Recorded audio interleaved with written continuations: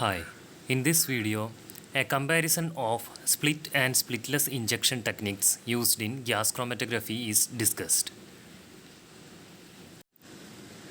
First, we will see what is split injection.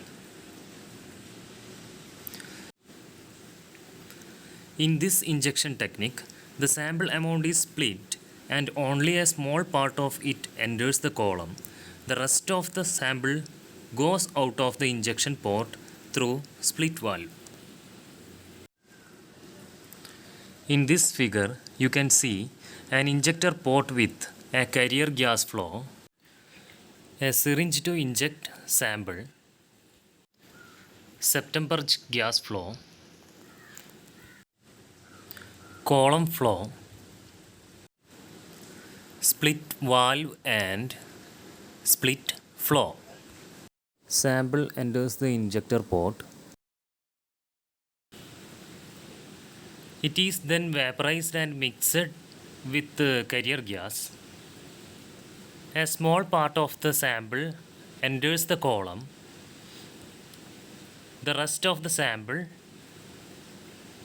goes through this path. This injection method is used when the analyte concentration is very high.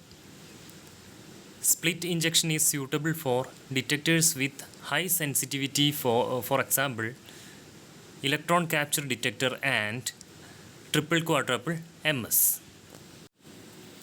Split ratio can be calculated using this equation, that is, split ratio is equal to column flow divided by split flow.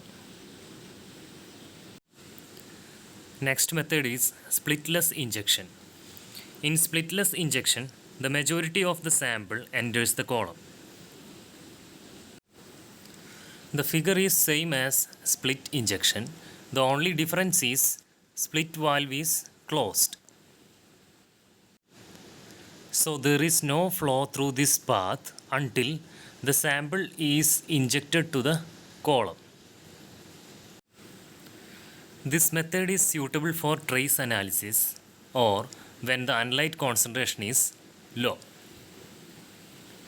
During the sample injection, split valve remains closed.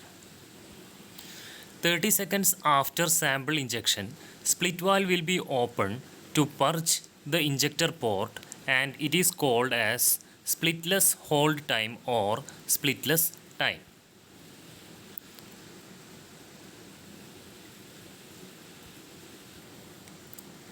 This injection mode results in peak broadening when compared to split injection. That's all. Thanks for watching.